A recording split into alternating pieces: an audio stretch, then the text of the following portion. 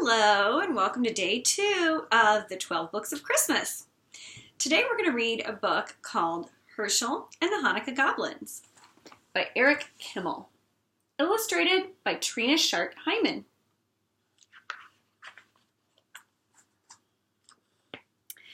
It was the first night of Hanukkah. Hershel of Osterpol was walking down the road. He was tired and hungry. Nonetheless, his step was light. Soon he would reach the next village, where bright candles, merry songs, and platters piled high with tasty potato latkes awaited him. But when he arrived, the village was silent and dark. Not a single Hanukkah candle could be seen. "Isn't it the first night of Hanukkah?" Hershel asked the villagers. "We don't have Hanukkah, Hershel," one of them answered sadly. "No Hanukkah? How can that be?" "It's because of the goblins. They haunt the old synagogue at the top of the hill. They hate Hanukkah. Whenever we try to light a menorah, the goblins blow out the candles. They break our dreidels. They throw our potato latkes on the floor. Those wicked goblins make our lives miserable all year long, but on Hanukkah, it's really bad." Hershel knew he must help the village people. "I'm not afraid of goblins," he said. "Tell me how to get rid of them." "It's not as easy as you think," the rabbi warned. "You must spend 8 nights in the old synagogue. The Hanukkah candles must be lit each night. On the 8th night, the king of the goblins must light the candles himself. That is the only way to break their power." "I'm not afraid, Rabbi," Hershel said. "If I can't outwit a few goblins, then my name isn't Hershel of Osterpol." The villagers wished Hershel good luck. They had no potato latkes to give him, so they packed several hard-boiled eggs for him to eat, along with a big jar of pickles. The rabbi gave Hershel a brass menorah, a package of candles, and a box of matches. Then the villagers said goodbye. Nobody expected to see Hershel again. It was long past sundown by the time Hershel climbed to the top of the hill where the old synagogue stood. The crumbling building was gloomy and dark. The rusty hinges squealed as Hershel opened the door. Hershel shuddered. Well, he could believe that goblins lived here. He put 2 candles in the menorah and set it on the windowsill. He struck a match and lit the shamas candle. He said the blessings and was about to light the other candle when he heard a voice. "Hey, what are you doing?" Hershel turned around. Here was a goblin no bigger than a horsefly, with a long, pointy tail and 2 little bat's wings hovering in the air. "I'm lighting the Hanukkah candles," Hershel said. "Tonight is the first night of Hanukkah." "Oh, no, it's not. We don't allow Hanukkah. Not around here." "Is that so?" said Hershel. "Who's going to stop me? A little pipsqueak like you?" "I may be little, but I'm strong," said the goblin. "Really? Can you crush rocks in your hand?" asked Hershel. The goblin laughed. "Crush rocks? You're joking. Nobody's that strong." "I am. Watch." Hershel took a hard-boiled egg from his pocket and squeezed it until the yolk and the white ran through his fingers. "That's how hard I'm going to squeeze you if you try to stop me from lighting these candles." The little goblin's eyes opened wide, since in the dim light the egg looked exactly like a rock. The little goblin shook with fear. "You leave me alone," he squeaked. "Gladly," said Hershel, "if you let me light my candles in peace." "All right," said the goblin. "One night won't make a difference. But you better not be here tomorrow. Big, scary goblins are coming. Much bigger than I. If they catch you lighting Hanukkah candles, you'll be sorry." "We'll see about that," Hershel said to himself, and he lit the first candle. On the second night, another goblin appeared. This one was big and fat and waddled like a goose. Hershel was finishing his dinner of pickles and hard-boiled eggs. "Have some pickles," he said to the goblin. "Pickles? Here, catch!" Hershel tossed him a sour pickle. The goblin caught it in his mouth and swallowed it. Pickles are good. "Do you like them? I have plenty in this jar. Take all that you want." The greedy goblin grabbed as many pickles as his greedy claws could hold. But when he tried to pull his fist out of the jar, he couldn't. "I'm stuck," the goblin shouted. "You put a spell on this jar to hold me fast." "That's right," Hershel said, laughing. "And it's a very powerful spell. You came here tonight to stop me from lighting Hanukkah candles. So now I'm going to light them while you stand with your hand in that jar and watch. How do you like that?" "No, no," the goblin screamed. "I hate Hanukkah." "Too bad. You'll have to get used to it," Hershel said the blessings and lit the candles. Slowly. Then he sang all his favorite Hanukkah songs. The goblin wailed and carried on so much that Hershel finally decided to let him go. "Shall I tell you how to break the spell?" Yes, I can't stand it anymore." "Let go of the pickles," said Hershel. "Your greed is the only thing holding you prisoner." The goblin let go of the pickles. His hand easily slipped out of the jar. How that goblin raged! He had stood with his hand in a pickle jar while Hershel lit Hanukkah candles under his nose. The furious goblin stamped his foot so hard that he shattered into a million pieces, and the wind blew them away. The third night came. Hershel felt something watching him as he set the candles in the menorah. Instead of lighting them, he began playing with the dreidel. An hour passed. Hershel looked up. Sitting across the table was another goblin. This one had a fiery red face and 2 enormous horns. "It's getting late," the goblin said. "When are you going to light those candles?" "Later," said Hershel. "There's plenty of time." And he spun his dreidel. "This is more fun." What are you playing with?" the goblin asked. "It looks like a top." "It's a dreidel. Don't you know about dreidels?" "No," said the goblin. "Too bad," said Hershel. "Dreidels are lots of fun. You can also make lots of money if you know how to play." "Really?" The goblin was interested now. All goblins like money. And this one was no exception. "Well, how do you play?" "It's very simple," Hershel said. "But you must have gold. That's the first rule." "I have plenty. Is this enough?" The goblin poured a pile of gold coins onto the table. "That's fine," Hershel said. "Listen carefully now. This letter is Shin. If it comes up, you give me a handful of gold. This letter is Hey. If it comes up, you give me half your gold. This is Gimel. If the dreidel falls on this letter, you give me all your gold.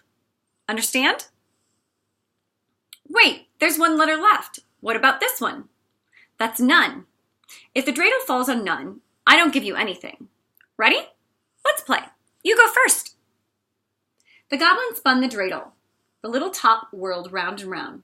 When it fell, the letter on top was Shin. "Too bad," Hershel said, taking a big handful of the goblin's gold. "Try again. Maybe you'll have better luck." The goblin spun the dreidel once more. This time it fell on hay. "This isn't your night," Hershel said, helping himself to half the goblin's gold. "One more time. Your luck is bound to improve." Once again the goblin spun. This time the dreidel landed on Gimel. "Too bad," Hershel sighed as he took the rest of the goblin's gold. Would you like me to spin?" "Yes," the goblin grumbled. He was very unhappy about losing his money. Hershel spun the dreidel. This time the letter Nun was on top. "Oh my! I don't give you anything. I get to keep all the gold. Say, that was fun. Get some more gold, and we'll play again," said Hershel. "What about the Hanukkah candles?" asked the goblin. We'll light those later. There's plenty of time." "Not for me," the goblin said. "I'm leaving now. I don't like this game. I don't like Hanukkah, and I certainly don't like you." "Don't go," Hershel pleaded. I know lots of games. Stay a while. We'll have fun. Goodbye. The goblin spread his wings, swooped out the door, and flew off into the night. Hershel lit the candles by himself. On the following nights, other goblins came. One had 6 heads. One had 3 eyes. All were terrible and fierce. They growled and roared and changed themselves into horrible shapes. They tried to stop Hershel from lighting the Hanukkah candles, but Hershel fooled them all. Finally, the 7th night arrived.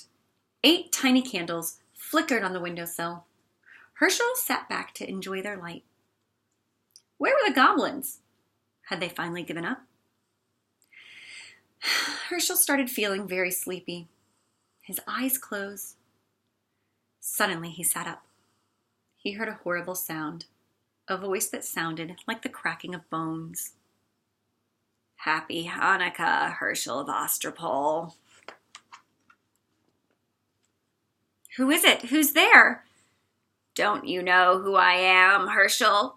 Weren't you expecting the King of Goblins? The voice rose to a hurricane roar. It ripped the shingles from the synagogue roof and shattered the windows. The Hanukkah candles reeled in the savage blast, but they didn't go out. You're too early, Hershel shrieked. You're not supposed to come until tomorrow. The great wind died down. Don't worry, Hershel. I am far away, but I have the power to see you and speak to you. Enjoy this Hanukkah evening, my friend.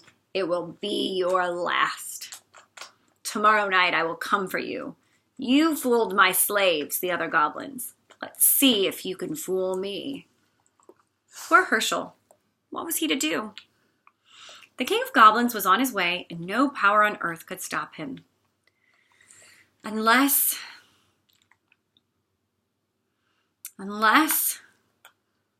Hershel had an idea. It was a big chance, but he had to take it.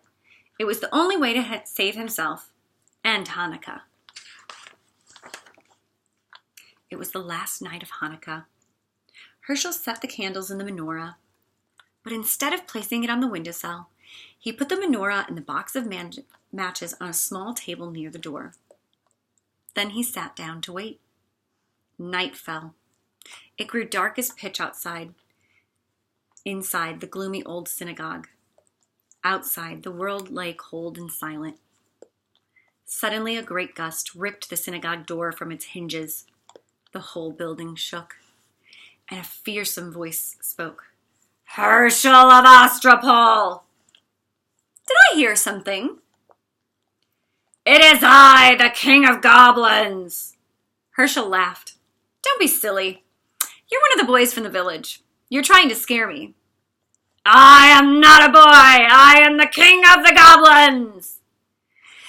I'll believe it when I see it. Show yourself to me. Behold, I stand before you. Do you believe me now? Hershel tried not to look. Even in the darkness, he could see the outline of a monstrous shape filling the doorway. A figure too horrible to describe. He pretended not to care. It's too dark. I can't really see anything. A candlestick and some matches are by the doorway. Why don't you light a few candles? Then I'll see what you really are. Indeed you shall. A match flared. The shamus candle caught the flame. Hershel's blood turned to water at the awful sight before him, but he didn't lose courage. Master of the world, he silently prayed, thou who created the heavens and the earth and the spirits of the air, stand by me now. Then he addressed the goblin. It's still too dark. What are you afraid of? There's plenty of candles. Why not light them all? A hideous hand took the shamus candle and lit the others one by one. Hershel felt himself growing faint, but he forced himself to look. His eyes grew wider and wider as each candle caught the flame. 6, 7, 8 candles. The King of the Goblins stood before him. Now, Hershel, do you know who I am? I know you're not Queen Esther. Very funny. Enjoy the joke. It will be your last. That's what you think. Begone, or I'll take a stick to you.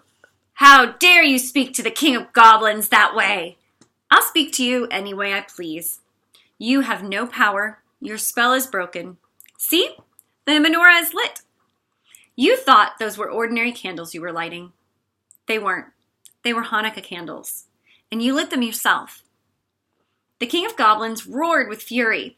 The earth trembled and a mighty wind arose. It ripped off the synagogue roof and blew down the walls.